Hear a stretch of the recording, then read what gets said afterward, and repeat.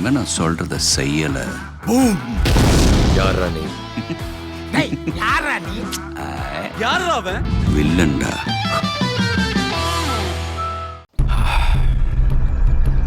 அண்ணே இதெல்லாம் சரி வருமாண்ணே? என்னதான் இருந்தாலும் அவங்க அண்ணினே.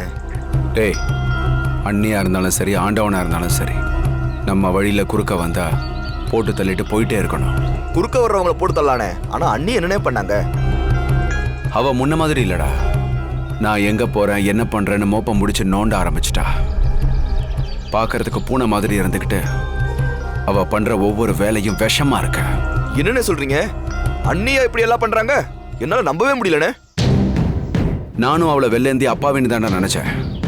ஆனா எனக்கே தெரியாம அவ ஏகப்பட்ட வேலையை பார்த்து வச்சிருக்கா. தங்க ஊசிங்கிறதுனால எடுத்து கண்ணில் குத்திக்க முடியுமா? அண்ணே இப்ப நீங்க என்ன சொல்ல வரீங்க?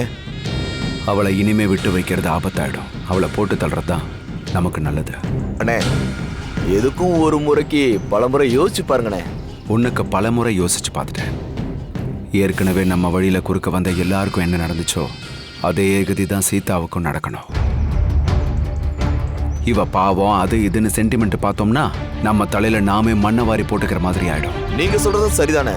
ஆனா அண்ணிய வென்டிலேட்டர் சப்போர்ட்டோட ஒரு நாளைக்கோ 2 நாளைக்கோ இருப்பாங்கன்னு டாக்டரே சொல்லிட்டாரு. வென்டிலேட்டர் எடுத்தா அவங்க இறந்துருவாங்கன்னு சொன்னாங்களேனே.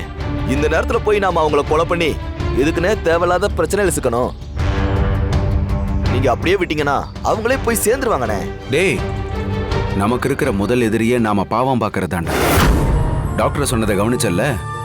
மெடிக்கல் மிராக்கல்ல என்ன வேணாலும் நடக்கலாம்னு சொன்னாங்க. அப்படி ஏதாவது மிராக்கல் நடந்து சீதா கண்ணை முடிச்சிட்டா இத்தனை வருஷமா நான் போட்ட பிளான கஷ்டம் எல்லாம் வீணா போய் நான் ஜெயிலுக்கு போய் கழி தின்ற மாதிரி ஆயிடும். அந்த வென்டிலேட்டர் சப்போர்ட்ல தானே அவ உயிரோட இருக்கா.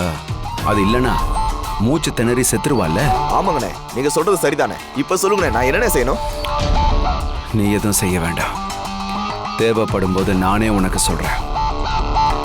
ஹாஸ்பிட்டலுக்கு புதுசா யாராவது போனா நிச்சயமா சந்தேகம் வரும்.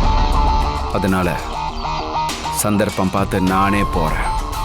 அந்த வென்டிலேட்டர் ஒயரை கட் பண்ணி அவ கதையை முடிச்சிடுறேன்.